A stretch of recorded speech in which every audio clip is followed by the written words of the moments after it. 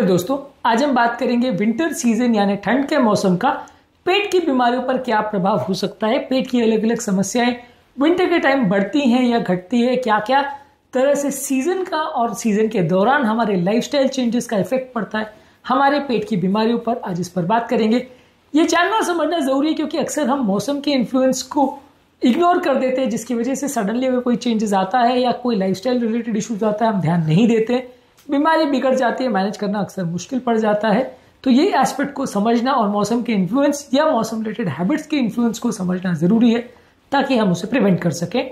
Topic पर जाने से पहले जो लोग हमारे चैनल पर नए हैं उन्हें रिक्वेस्ट करूंगा कि चैनल को सब्सक्राइब करें, वीडियोस को लाइक करें, शेयर करें, फॉलो करें, कमेंट करें, पूरा देखें। टॉपिक बहुत इंटरेस्टिंग है, आपको किसी भी और चैनल पर नहीं मिलेगा, एक्सक्लूसिव कंटेंट एंड तक देखिएगा। प्रिवेंटिव टिप्स को अलग वीडियो में डिस्कस करेंगे। चलिए शुरू करते हैं।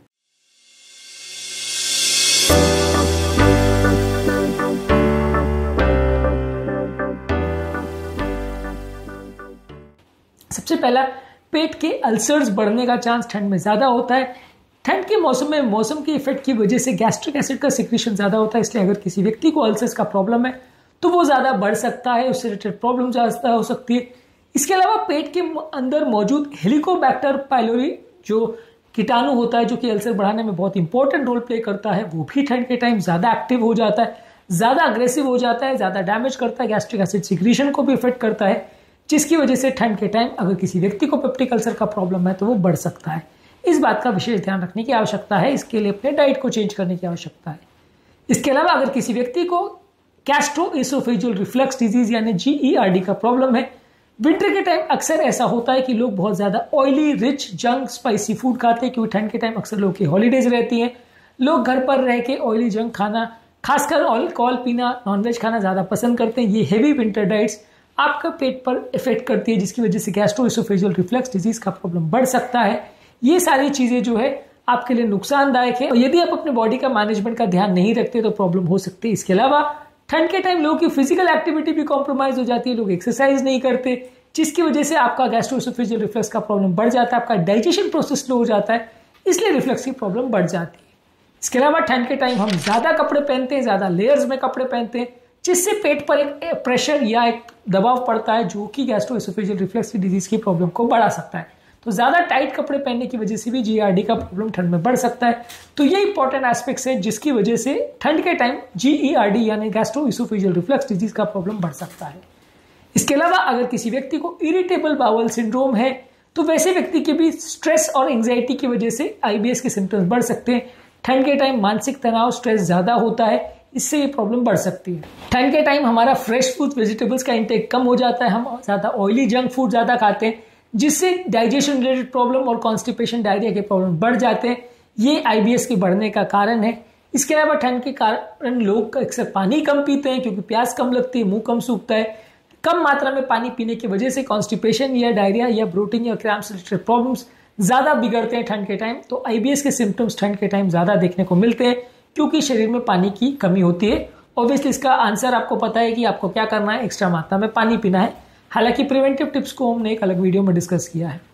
इसके अलावा ठंड के टाइम इन्फेक्शन होने का चांस भी ज्यादा रहता है, वायरल गैस्ट्रोएंटेराइटिस का चांस भी ज्यादा होता है क्योंकि बैक्टीरिया, वायरस ठंड के टाइम बहुत ज्यादा होते हैं और ठंड के टाइम लोग घर पर लोग बहुत ज्यादा क्राउडेड रहते हैं, छोटी सी जगह में कन्फाइंड रहते हैं, जिसकी वजह से इन्फेक्शन होने का चांस ज्यादा होता है। ठंड के टाइम हमारी इम्यूनिटी भी कॉम्प्रोमाइज हो जाती है क्योंकि न्यूट्रिशन कॉम्प्रोमाइज होता है। ठंड के टाइम हमारी ओवरऑल इम्यून सिस्टम भी कंपेरेटिवली ज्यादा वीक होती है, जिसकी वजह से पेट में इन्फेक्शन होने का चांस ज्यादा होता है। तो वायरल गैस्ट्रोएंटेराइटिस ठंड में ज्यादा देखने को मिलता है। ठंड के टाइम कॉन्स्टिपेशन भी बढ़ जाता है क्योंकि ठंड के टाइम हम पानी कम पीते हैं और जब भी हम पानी कम पिएंगे तो कॉन्स्टिपेशन ज्यादा होगा। ठंड के time oily, junk, fried food ज्यादा खाते हैं, फ्रेश फूड, वेजिटेबल्स कम लेते हैं तो डाइटरी फाइबर इंटेक कम हो जाता है, ये भी कॉन्स्टिपेशन बढ़ाता है। और ठंड के टाइम हम फिजिकल एक्टिविटी नहीं करते, कुछ काम नहीं करते, ये भी हमारी प्रॉब्लम को बढ़ाता है। तो लेस फिजिकल एक्टिविटी की वजह से भी ठंड में ज्यादा आपको कॉन्स्टिपेशन का प्रॉब्लम हो सकता है। इसके अलावा अगर किसी व्यक्ति को अल्सरेटिव कोलाइटिस का प्रॉब्लम है तो बॉडी की इम्यूनिटी के चेंज की वजह से, बॉडी में इन्फ्लेमेशन ज्यादा होने की वजह से अल्सरेटिव कोलाइटिस के फ्लेयर अप्स बढ़ जाते हैं, यानी बीमारी के ज्यादा अग्रेसिव होने के चांसेस बढ़ जाते हैं।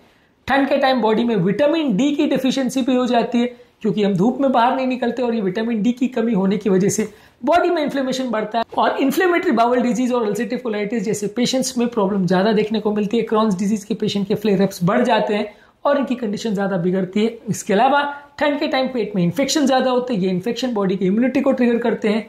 जब इम्यूनिटी बढ़ती है तो और ज़्यादा फ्लेयरअप्स होते हैं। इसकी वजह से क्रॉन्स डिजीज, अल्सरेटिव कोलाइटिस जैसे पेशेंट्स को ठंड के टाइम ज़्यादा मुसीबतें देखने को मिलती है। इसके अलावा कई बार विंटर के टाइम हेवी विंटर मील्स जो कि फैट और कार्बोहाइड्रेट में भरे होते हैं वो हमारे डाइजेस्टिव प्रोसेस को स्लो करते हैं, इसलिए पेट खराब होना, इंडाइजेशन होना, ब्लोटिंग होना, पेट में डिस्कम्फर्ट होने के चांस ज़्यादा बढ़ जाते हैं। बॉडी की डाइजेस्टिव एफिकेसी कम होने की वजह से कई बार डाइजेस्टिव एंजाइम्स भी थोड़े से कम बनते हैं, जिसकी वजह से खाद्य पदार्थों का पाचन और ज़्यादा मुश्किल हो जाता है और पेट में ब्लोटिंग, डायरिया या पेट दर्द के प्रॉब्लम ज़्यादा देखने को मिलते हैं। तो आज के टॉपिक में हमने बात करी कि विंटर के टाइम लगभग पेट की बहुत सारी बीमारियां, ज़्यादातर जो कि सारी कॉमन है, जैसे कि कॉन्स्टिपेशन है, जैसे कि पेट दर्द का प्रॉब्लम है, इंडाइजेशन का प्रॉब्लम है, गैस्ट्रोएसोफेजियल रिफ्लक्स डिजीज का प्रॉब्लम है, पेप्टिक अल्सर का प्रॉब्लम है, irritable bowel syndrome, ulcerative colitis, indigestion, सब प्रॉब्लम ज़्यादा पेट में देखने को मिलती है ठंड के मौसम में। कारण सबके अलग अलग हैं, लेकिन हाँ प्रॉब्लम्स ठंड में ज़्यादा देखने को मिलती है। शॉर्ट में बात करेंगे इसके प्रिवेंटिव टिप्स पर। पानी ठंड के मौसम में ज़्यादा पीजिए, भले आपको प्यास ना भी लगे तो भी ज़्यादा मात्रा में पानी, हर्बल टी और सूप या वेजिटेबल ब्रॉथ्स को ज़्यादा लीजिए। बैलेंस डाइट मेंटेन करिए जिसमें ओटमील, फल, सब्जियां, होल ग्रेन्स, अलग अलग तरह के सीजनल वेजिटेबल जो कि ठंड में ज़्यादा अवेलेबल है, सीजनल फ्रूट्स जो कि ज़्यादा अवेलेबल है उनको ज़्यादा खाइए। फ्रूट जूसेस के बदले फ्रूट्स कई गुना ज़्यादा हेल्दी है तो उनको ज़्यादा लीजिए। इसके अलावा जो फर्मेंटेड फूड प्रोडक्ट्स है जैसे दही है, किमची है, ये सब चीज़ों को आप ज़्यादा मात्रा में ले सकते हैं, ये आपके पेट के लिए ज़्यादा अच्छे हैं। इसके अलावा बहुत ज़्यादा मात्रा में ओवर ईटिंग मत करिए। बहुत ज़्यादा मात्रा में आप ओवर ईटिंग करते हैं तो आपके पेट के सिस्टम को ये कॉम्प्रोमाइज़ करता है। घर पर एक्सरसाइज ज़्यादा करिए, यदि घर के बाहर जाने का मौका मिलता है, हालांकि ठंड में कम मिलता है, तो जरूर जाइए, नहीं तो फिर भी एटलीस्ट आधा से 1 घंटा घर पर कुछ टाइम स्पेंड करिए एक्सरसाइज के लिए। इससे भी आपका पेट बेटर रहेगा।